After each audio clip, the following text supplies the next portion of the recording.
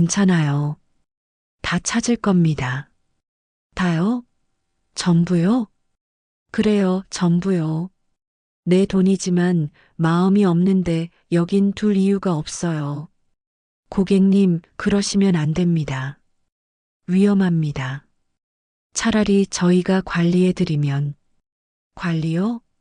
조금 전엔 제 눈도 안 보던 사람들이 이젠 제 돈을 걱정하네요. 저희는 단지 고객님의 자산을 보호하려는. 보호요? 그 보호라는 게 잔액이 많을 때만 생기잖아요. 은행 창구에서 평범하게 시작된 하루, 단 한 번의 말 한마디가 모든 걸 뒤집었다. 낡은 손가방을 든 한 할머니의 방문으로 은행 전체가 얼어붙었다. 그리고 그날 사람의 가치는 통장 잔액이 아니라는 걸 모두가 뼈저리게 깨달았다. 오늘 영상에서는 2억 찾으러 들린 은행에서 무시당한 할머니, 알고 보니 2천억 자산가였던 이야기를 전해드리겠습니다. 끝까지 보신다면 돈보다 소중한 게 무엇인지 깊이 느끼실 겁니다. 영상이 도움이 된다면 구독과 좋아요, 알림 설정 부탁드립니다. 앞으로도 마음을 움직이는 진짜 이야기들을 전해드리겠습니다. 그날 서울 마포구의 한 은행에서 모든 게 시작됐다. 가을 햇살이 유리창을 비추고 은행 안엔 평범한 일상이 흐르고 있었다. 대출 상담을 기다리는 사람, 번호표를 들고 지루하게 한숨 쉬는 사람, 그리고 무심한 직원들의 목소리가 공간을 채우고 있었다. 그 평범함을 깨뜨린 건 낡은 손가방을 꼭 쥔 채 조심스레 문을 밀고 들어온 한 할머니가 있었다. 낡은 점퍼와 해진 구두, 그리고 손에 남은 일터의 흔적들이 한눈에 들어왔다. 창구 직원들은 잠깐 눈길을 주었지만 곧 다시 모니터로 시선을 돌렸다. 그저 또 하나의 고객일 뿐이었다. 2억만 찾으려고요. 잔잔하지만 단단한 목소리가 공간을 울렸다. 직원의 손끝이 멈칫했지만 시선은 여전히 차가웠다.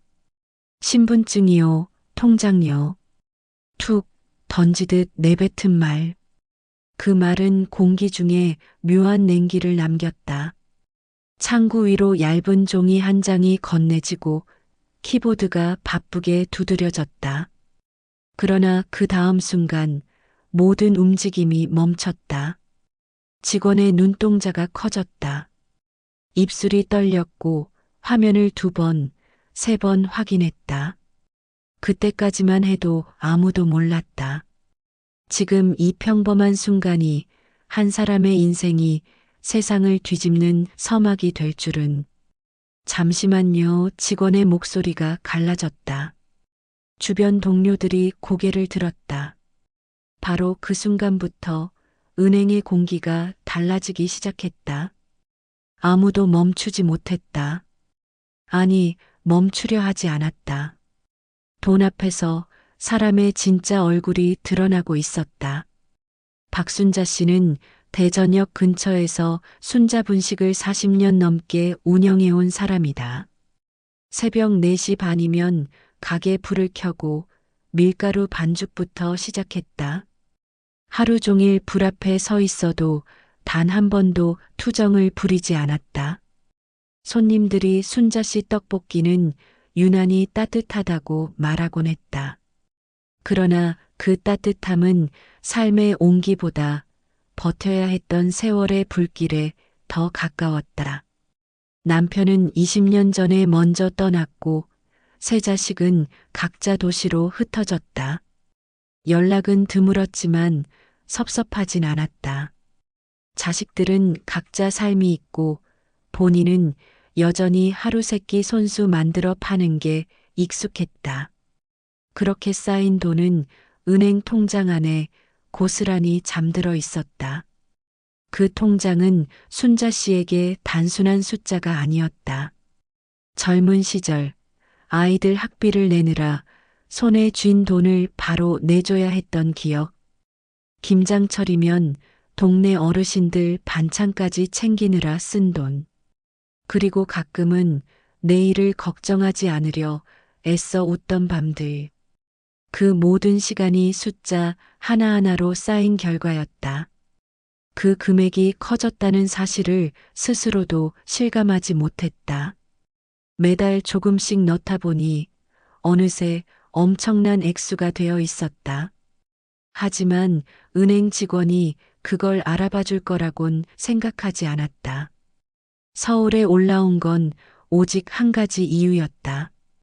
예전에 거래하던 지점이 폐점하면서 새로운 은행으로 이관된 통장을 정리하기 위해서였다. 2억만 인출해 작은 전셋집 하나 구할 생각이었다. 노후를 위해 남은 돈은 정리해 두려 했다. 마포구의 그 은행은 반짝이는 유리 외벽과 세련된 간판을 자랑하고 있었다. 로비엔 향이 섞인 공기가 맴돌았고 커피 머신 옆엔 직원들의 명함이 가지런히 꽂혀 있었다. 번호표를 뽑는 순간 주변의 시선이 스치듯 지나갔다. 창구 앞에는 젊은 여직원이 앉아 있었다. 단정한 제복, 완벽하게 묶인 머리, 짧게 깎인 손톱. 이지은 씨는 29세로 서울 본점에서 근무하다 인사이동으로 이 지점에 왔다. 예의는 바르지만 마음속 어딘가엔 고객도 급이 있다는 선이 그어져 있었다. 명품 가방을 든 사람에게는 미소가 길었고 낡은 옷차림의 고객에게는 말투가 짧았다. 그날도 마찬가지였다. 번호표를 든 순자 씨가 다가왔을 때 그녀의 눈빛엔 잠시의 평가가 스쳤다. 김 과장은 45세, 은행 생활 20년 차. 겉보기엔 온화했지만 고객의 잔액에 따라 태도가 바뀌는 인물이었다. 상사의 눈치와 지점 실적에 늘 예민했다. 은행은 돈으로 신뢰를 쌓는 곳이지 감정으로 움직이는 곳이 아닙니다. 라는 말이 입버릇이었다. 최대리 역시 그런 분위기에 젖어 있었다. 33세, 늘 표정을 읽는 데 능했고 불필요한 일엔 끼지 않았다. 일이 터지면 눈치껏 빠져나가고 상황이 잠잠해지면 다시 나타났다. 그날 아침 은행 내부는 평소보다 바빴다. 고액 이체 고객이 몰렸고 대출 상담 예약도 겹쳤다. 긴장감이 가득한 공간에 순자 씨는 낯선 듯 조심스러운 발걸음을 옮겼다. 낡은 가방 속에서 구겨진 통장을 꺼내 들고 번호표를 꼭 쥔 채 차례를 기다렸다. 손끝에는 긴 세월의 굳은 살이 남아 있었고 구두 밑창은 닳아 있었다. 다음 고객님. 단조로운 목소리에 순자 씨는 천천히 걸음을 옮겼다. 그 한 발자국이 인생의 새로운 장으로 이어질 줄은 아무도 몰랐다. 창구 앞 투명 유리 너머에서 차가운 공기가 새어나왔다. 순자 씨는 통장을 꺼내 조심스레 창구 위에 올려놓았다. 2억만 찾으려고요. 짧은 말이었지만 손끝이 살짝 떨렸다. 긴 세월 동안 모은 돈을 손에 쥐는 게 익숙하지 않았다. 그저 조금 덜 불안해지고 싶었을 뿐이었다. 이지은 씨는 무표정하게 통장을 집어들었다. 툭 던지듯 말했다. 신분증이요. 목소리는 기계적이었고 눈빛엔 미세한 귀찮음이 묻어 있었다. 손끝이 통장을 대충 넘겼고 마우스가 빠르게 움직였다. 그 사이 순자 씨의 시선은 창구 위 은색 펜에 머물렀다. 은행 창문을 사이에 두고 두세 개가 나뉜 듯했다. 한쪽은 돈을 의심 없이 다루는 세계, 한쪽은 돈의 무게에 숨이 막히는 세계였다. 통장 오래됐네요. 재발급하셔야겠어요. 순자 씨는 고개를 끄덕였지만 이지은 씨는 대답을 기다리지 않았다. 이미 다음 절차로 넘어갔다. 주변에 있던 다른 직원들이 잠시 고개를 돌렸다. 익숙한 장면이었다. 낡은 옷차림, 오래된 통장, 그리고 작게 웅크린 몸짓. 대다수는 그런 손님이라 부르는 부류였다. 순자 씨의 시선은 창구 너머로 스쳤다. 젊은 직원들이 웃으며 대화하고 있었다. 오늘 점심은 뭐 먹을까? VIP실 예약은 꼭 챙겨야 해. 그 목소리들이 묘하게 멀게 느껴졌다. 눈앞에서 오가는 돈의 숫자는 수억 단위였지만 그 속에 담긴 온기나 예의는 찾기 어려웠다. 순자 씨는 조심스레 물었다. 이거 처리되면 오래 걸리나요? 이지은 씨는 고개를 들지 않았다. 잠시만 기다려주세요. 차가운 말투가 그대로 공기를 가르며 흩어졌다. 순간 순자 씨의 눈에 어린 서운함이 스쳤다. 평생 손님을 상대하며 살아온 사람이었다. 한 사람의 눈빛, 말투, 자세만 봐도 마음이 느껴졌다. 자신이 지금 어떻게 대접받고 있는지도 이미 알고 있었다. 은행 안은 여전히 정돈된 풍경을 유지했지만 그 안에서 보이지 않는 균열이 생겨났다. 돈이 없으면 이렇게 대하는구나. 마음속에서 작은 생각이 피어올랐다. 이지은 씨는 통장을 스캔하고 화면을 띄운 뒤 잠시 멈췄다. 키보드를 두드리는 소리가 멎자 공간의 공기가 묘하게 달라졌다. 이게 그녀의 시선이 화면에 고정됐다. 작은 떨림이 눈가를 스쳤다. 그리고 숨을 한 번 삼켰다. 옆자리에 최 대리가 눈치를 채고 고개를 들었다. 왜 그래? 잠깐만요. 이거 확인 좀 해주세요. 모니터에는 숫자들이 가득 차 있었다. 잔액 2천억 원. 순간 창구 주변이 고요해졌다. 대기하던 고객의 발소리, 프린터 돌아가는 소리, 모든 게 멎었다. 최 대리가 조용히 자리에서 일어났다. 김 과장님, 잠시만요.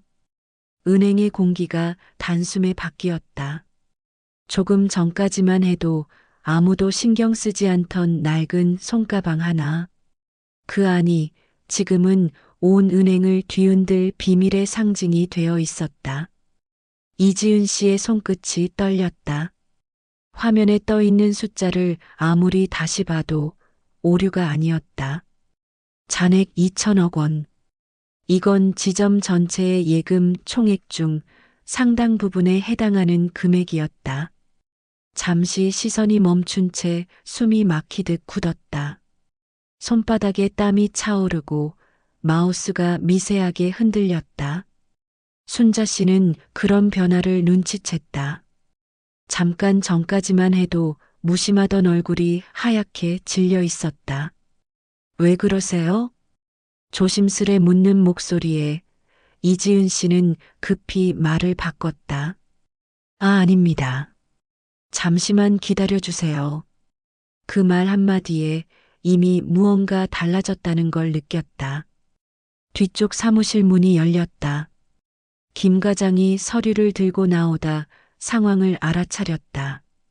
무슨 일이야? 최 대리가 눈짓으로 모니터를 가리켰다. 김 과장이 다가와 화면을 확인하는 순간 표정이 일그러졌다. 눈썹이 휘어지고 눈빛이 번쩍였다. 이거 진짜야? 예, 과장님. 본인 명에 맞습니다. 잠시의 침묵 후 김 과장은 눈빛을 바꾸었다. 목소리가 한층 부드러워졌다. 아이고, 고객님. 이쪽으로 잠시 오시죠. 더 편하게 도와드리겠습니다. 갑작스러운 공손함이 창구 앞 공기를 흔들었다. 몇 분 전 아무 말 없이 신분증을 내라던 태도와는 완전히 달랐다. 순자 씨는 그 변화를 낯설게 느꼈다. 무언가 복잡한 감정이 가슴속을 서서히 채워왔다. 직원들의 시선이 일제히 창고 쪽으로 쏠렸다. 속삭임이 번졌다. 저분이 그분이야? 진짜 2천억? 소문은 삽시간에 퍼졌다. 은행의 고요함이 불편할 정도로 무겁게 내려앉았다. 김 과장은 직접 창구 앞까지 나와 허리를 깊이 숙였다. 죄송합니다, 고객님. 이런 큰 거래는 일반 창구보다는 저희 VIP실에서 진행하시는 게 훨씬 안전합니다. 말투가 달콤할 정도로 정중했다. 순간 순자 씨의 눈빛이 가늘게 떨렸다. 아까까진 눈도 안 마주치더니 이젠 허리를 굽히네.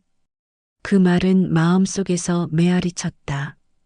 지금의 친절은 온기에서 나온 게 아니라 숫자에서 나온 것임을 너무나 명확히 느낄 수 있었다. 눈앞의 사람들은 사람을 보고 있는 게 아니라 돈을 보고 있었다. 그 시선들이 피부를 스치는 듯 불편했다. 순자 씨는 천천히 숨을 내쉬었다. 은행 안의 공기가 더 무겁게 내려앉았다. 이지은 씨는 입술을 깨물며 모니터에서 시선을 떼지 못했다. 방금 전까지 무심하게 던졌던 말들이 머릿속에서 되감기듯 울렸다. 신분증이요. 통장요. 얼굴이 화끈거렸다. 그녀의 손끝에서 타이핑 소리가 멈췄다. 김 과장은 부하 직원들에게 눈짓을 보냈다. 커피라도 준비해. 최고급으로. 최 대리는 급히 움직였고 순간적으로 분위기는 완전히 뒤집혔다. 조용하던 로비는 한순간에 과잉된 친절로 뒤덮였다.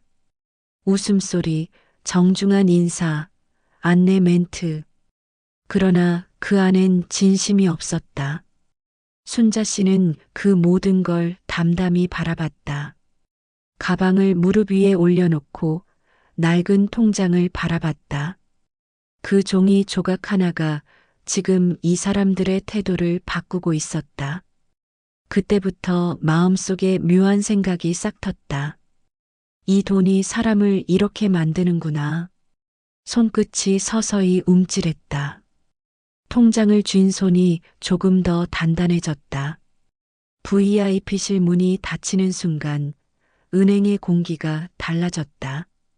차가운 대리석 바닥에 순자 씨의 발자국 소리만 또박또박 울렸다. 방 한가운데엔 유리 탁자가 놓여 있었고 그 위엔 고급 향이 은은히 퍼졌다. 조금 전까지만 해도 단순한 창구 고객이었지만 지금은 지점장이 직접 모시는 특별 고객으로 변해 있었다. 김 과장은 직접 의자를 빼주며 앉으세요. 편하게요. 라고 말했다. 순자 씨는 조용히 자리에 앉았다. 손가방을 무릎 위에 올려놓고 시선을 내렸다. 손끝에 묻은 세월의 굳은 살이 하얗게 드러났다. 김 과장은 잠시 미소를 짓다가 말을 꺼냈다. 고객님, 이렇게 큰 금액을 한 번에 찾으시려는 이유가 있으실까요? 목소리는 부드러웠지만 속내가 뻔히 보였다. 금액의 흐름을 파악하고 혹시 다른 은행으로 옮기려는 의도인지 확인하려는 눈치였다. 순자 씨는 대답 대신 창문 밖을 바라봤다. 햇살이 유리창을 타고 들어와 바닥에 금빛 선을 그렸다. 그냥 오래 모은 돈이라서요. 조금 정리하려고요. 짧은 답이었다. 그러나 그 안에는 무겁게 쌓인 인생의 피로와 결심이 담겨 있었다. 김 과장은 웃으며 말했다. 저희가 관리해드리면 훨씬 안전하고 이자도 유리합니다. 요즘 같은 시대엔 자산을 제대로 맡길 곳이 중요하죠. 단정한 말투 속에서도 탐색의 기운이 느껴졌다. 그는 이미 머릿속으로 계산하고 있었다. 2천억 원의 고객, 잠재적 투자자, 그리고 지점 실적의 절대적 기회. 하지만 순자 씨의 표정은 변하지 않았다. 그때 밖에서 문이 살짝 열리며 이지은 씨가 조심스레 들어왔다. 손에는 따뜻한 커피가 들려 있었다. 방금 전까지 퉁명스럽던 얼굴은 사라지고 대신 어색할 만큼 미소를 띠고 있었다. 따뜻한 아메리카노 준비해 드렸어요. 설탕은 안 넣었습니다. 조심스러운 말투, 과도하게 낮아진 허리. 순자 씨는 커피를 받지 않았다. 괜찮아요. 그냥 그대로 두세요. 짧은 한마디에 방 안의 공기가 얼어붙었다. 이지은 씨의 손끝이 멈췄다. 그 눈에 불안이 스쳤다. 불과 몇 분 전의 무심함이 지금은 후회로 바뀌고 있었다. 그녀의 머릿속에는 자신이 한 말들이 되풀이되었다. 신분증이요. 통장요. 그 차가운 말투가 그대로 가슴을 찔렀다. 김 과장은 긴장된 분위기를 무마하려는 듯 억지 미소를 지었다.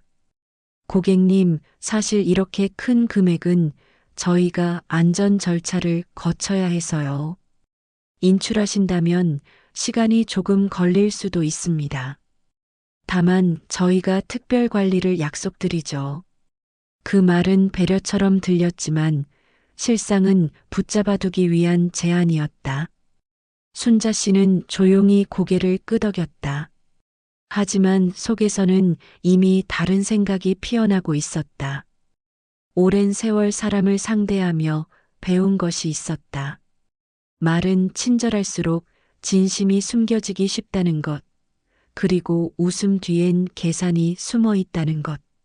김 과장의 말투 속에서도 진심보다는 이익의 냄새가 짙게 배어 있었다.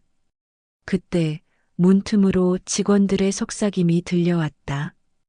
그분 진짜 부자래. 옷차림 봤어? 상상도 못했지? 낮은 목소리였지만 충분히 들릴 만큼 가까웠다. 순자 씨의 눈빛이 서서히 차가워졌다. 잠시 후 김 과장이 자리를 비웠다.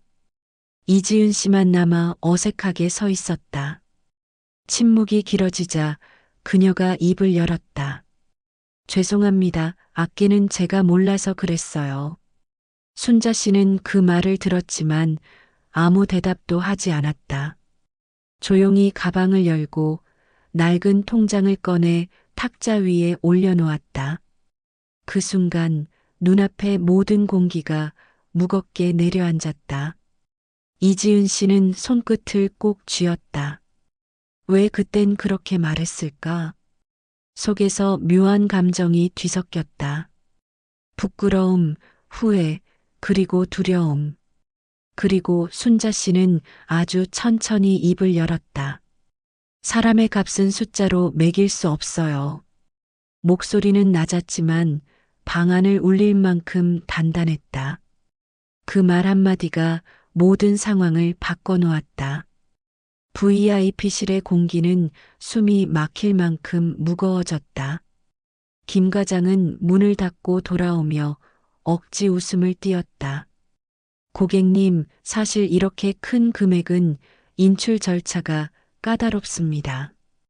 저희가 한 번에 2억을 드릴 수는 있지만 나머지는 관리 차원에서.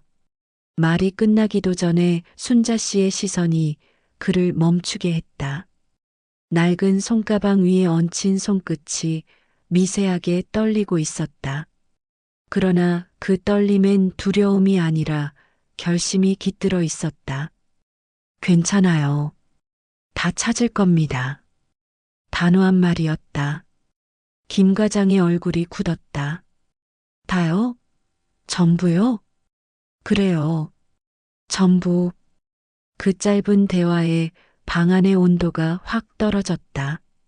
이지은 씨는 순간 눈을 크게 떴다. 손에 들고 있던 펜이 바닥에 떨어졌지만 아무도 죽지 않았다.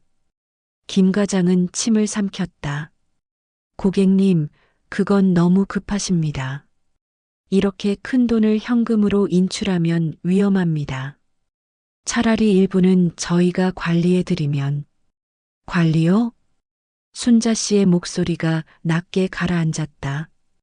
조금 전까진 누가 제 통장을 봐주지도 않았어요.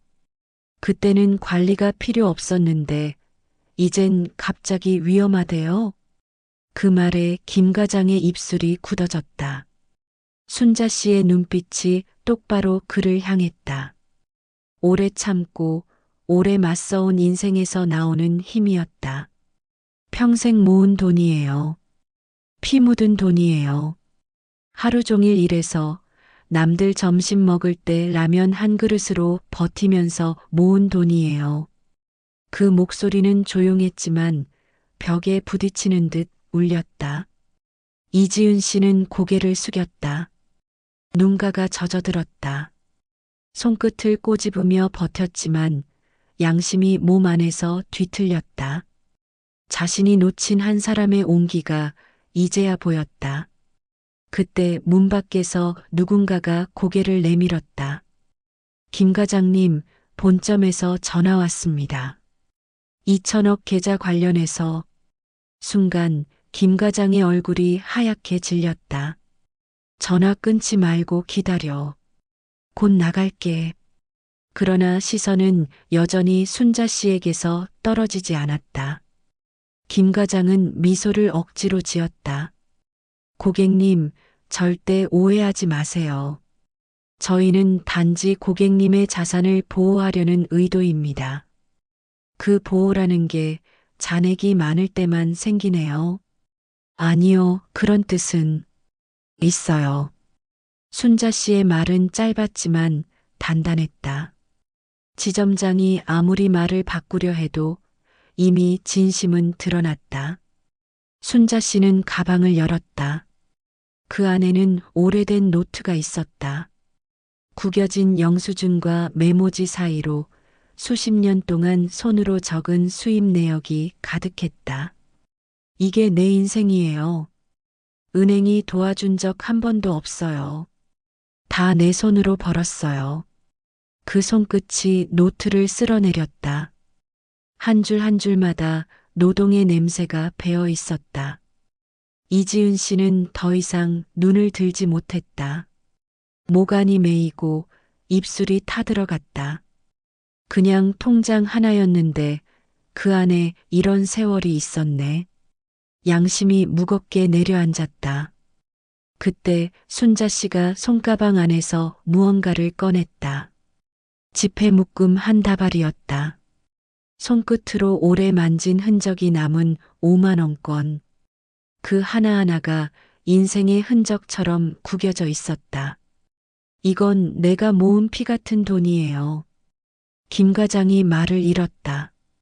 숨소리마저 멎었다. 이 돈으로 사람의 가치를 판단하지 말아요. 오늘 그걸 봤어요. 어떻게 돈이 사람보다 먼저 서는지. 순자 씨의 말에 방 안의 공기가 서서히 흔들렸다. 이지은 씨의 손등이 하얗게 질렸다. 김 과장은 억지로 웃음을 짓지만 그 웃음은 금세 무너졌다. 고객님, 너무 감정적인 게 아니라 사실이에요. 순자 씨는 노트를 가방에 넣고 자리에서 일어섰다.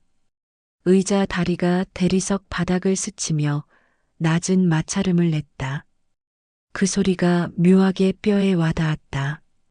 이지은 씨는 본능적으로 일어서며 막으려 했지만 손이 허공에서 멈췄다. 무언가 되돌릴 수 없는 순간이 다가오고 있었다. 순자 씨의 표정에는 분노도, 한도, 연민도 뒤섞여 있었다. 오랜 시간 눌러온 감정이 단단히 차올라 있었다. 이제는 말이 아니라 행동으로 남을 순간이었다. 은행 문을 나선 순자 씨의 걸음은 느렸지만 단단했다. 낡은 구두 밑창이 바닥을 스치며 짧은 소리를 냈다. 가을바람이 은행 유리벽 사이를 통과해 지나가며 마치 오랜 굴레를 벗겨내듯 머리칼을 흩날렸다. 순자 씨의 손에는 아직도 통장에 찢어진 조각이 남아 있었다. 그 종이 조각이 손끝에서 바스라지며 흩어질 때 오랜 세월 묶여있던 마음의 매듭도 서서히 풀려나갔다. 은행 로비 안에서는 여전히 직원들의 낮은 웅성거림이 이어지고 있었다. 지점장은 서류를 쥔 손을 내려다보며 아무 말도 하지 못했다. 얼마 전까지만 해도 통장 하나로 모든 게 뒤집혔던 곳. 이제는 그 한 장의 부재가 공간 전체를 얼어붙게 만들고 있었다. 김 과장의 표정은 굳었고 이지은 씨는 자리에서 움직이지 못한 채 창문만 바라봤다. 순자 씨는 은행 밖으로 나와 잠시 걸음을 멈췄다. 횡단보도 앞에서 신호를 기다리며 고개를 들었다. 하늘은 맑았지만 그 안엔 긴 세월의 쓸쓸함이 묻어 있었다. 수십 년 동안 은행을 믿고 돈을 맡겨왔지만 오늘 그 믿음의 실체를 봤다. 사람보다 돈이 먼저인 세상, 그게 이렇게까지 낯설 줄이야. 속으로 중얼거리며 주머니에서 휴대전화를 꺼냈다. 예, 거기 회장님이시죠? 말씀드린 계좌건이요.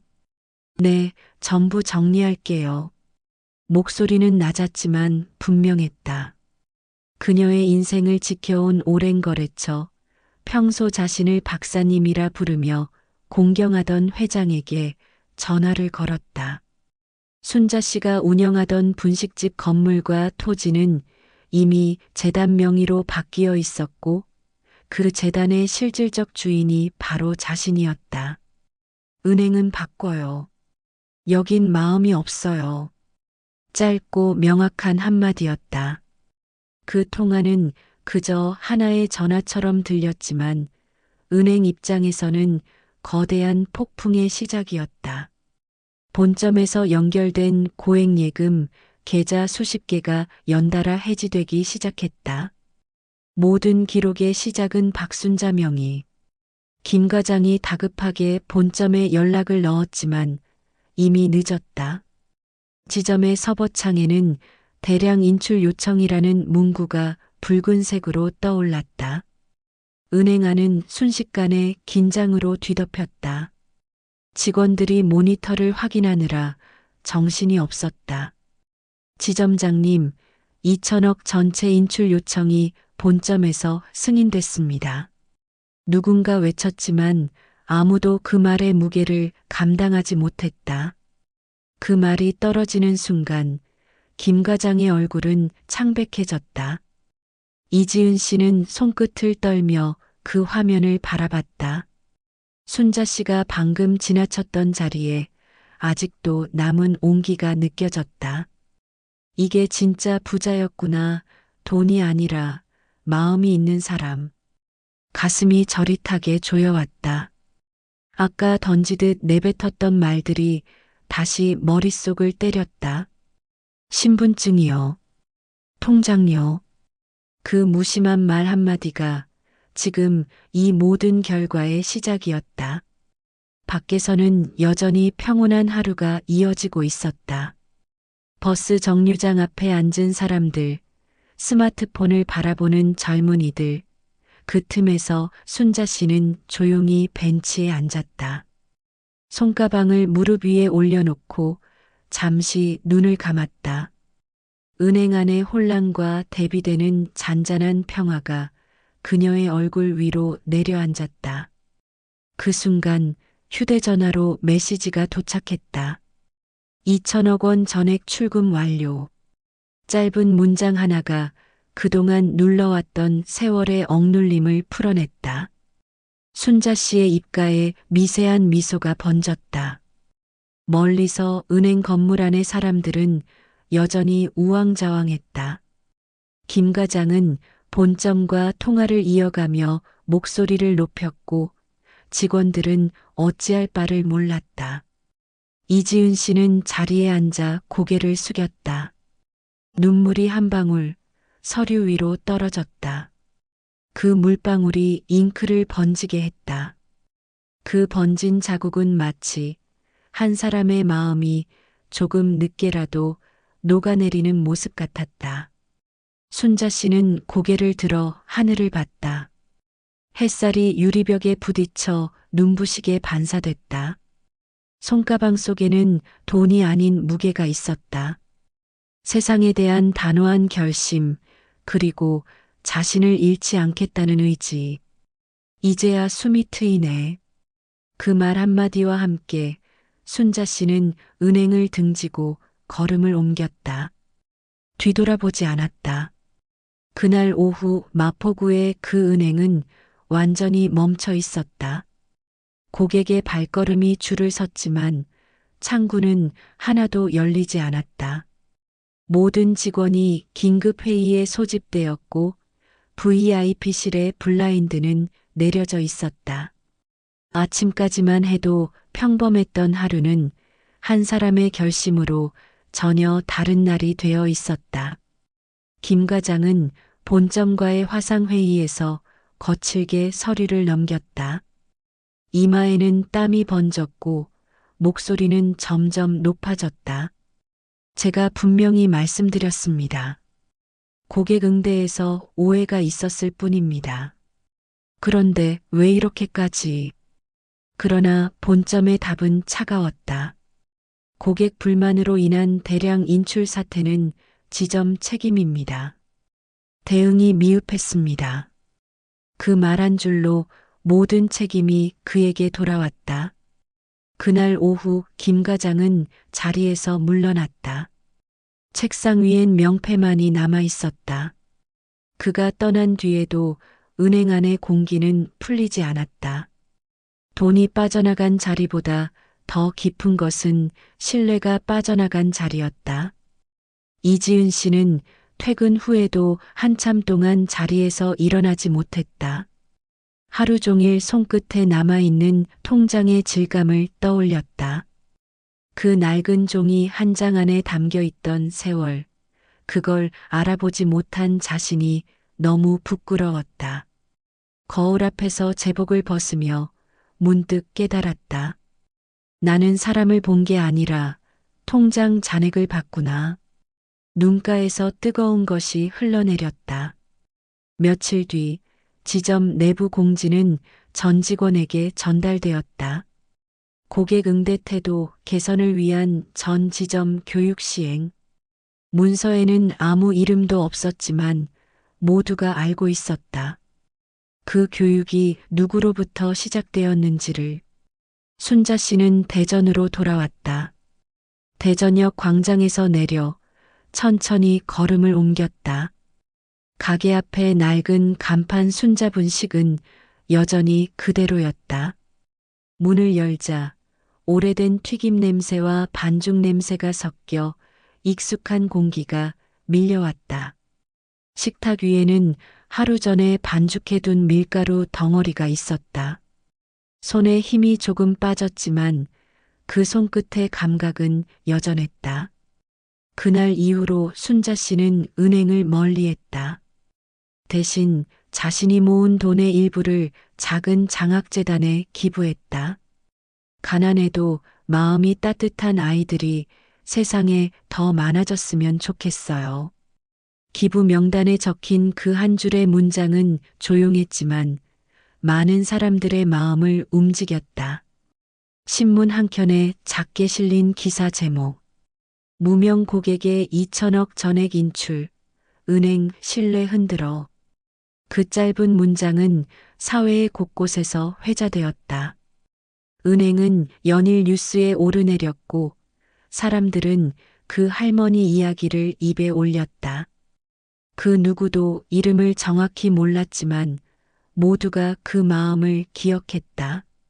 한편 서울 본점에서 인사이동이 있었다. 이지은 씨는 고객 상담 교육팀으로 옮겨졌다. 첫 강의에서 스스로 경험했던 이야기를 전했다. 사람의 옷이 아니라 마음을 보세요. 그날 한 분이 제 인생을 바꿔주셨습니다. 그 목소리는 잠시 떨렸지만 눈빛은 단단했다. 순자 씨는 어느 날 조용히 분식집 문을 닫았다. 긴 세월의 마지막 영업이었다. 정든 손님들이 찾아와 마지막으로 인사를 건넸다. 이제 쉬어야죠. 고생 많으셨어요. 순자 씨는 미소를 지으며 대답했다. 이젠 마음 편히 살고 싶네요. 돈은 써도 다시 벌면 되지만 마음은 잃으면 못 찾아요. 해가 질 무렵 가게에 불을 끄고 문을 닫았다. 골목길 끝에서 노란 가로등이 켜졌다. 순자 씨는 잠시 뒤돌아보았다. 낡은 간판이 바람에 흔들리며 부드럽게 빛났다. 그 빛 아래에서 오래된 세월이 고요히 마무리되고 있었다. 은행은 여전히 운영 중이었다. 하지만 그곳의 공기는 예전과 달랐다. 직원들은 눈을 마주칠 때마다 인사를 나누었고 고객의 이름을 기억하려 애썼다.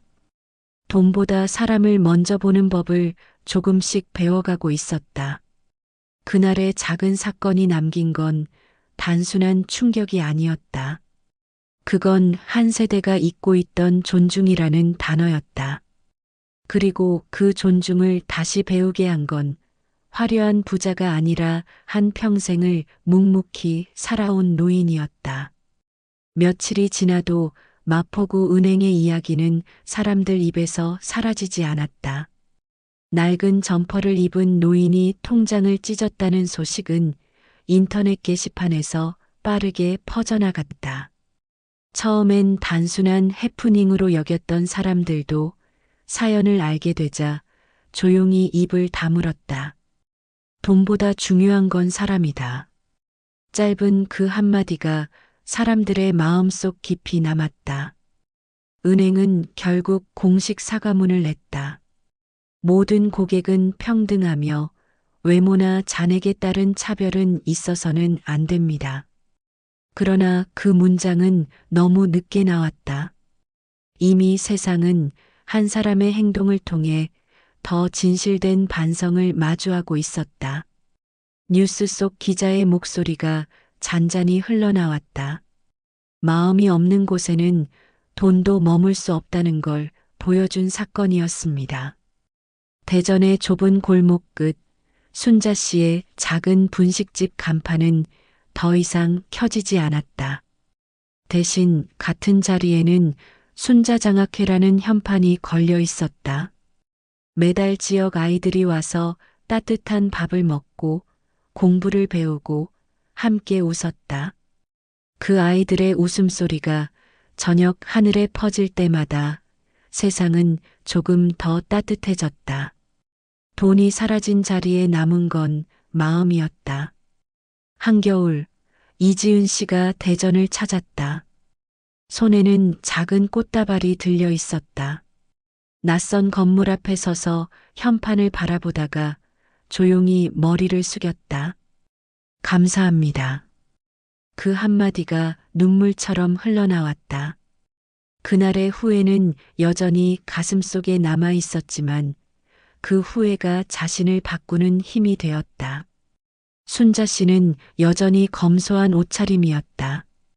기부 이후에도 남은 돈으로 동네 노인들을 돕고 시장 상인들에게 음식을 나눴다.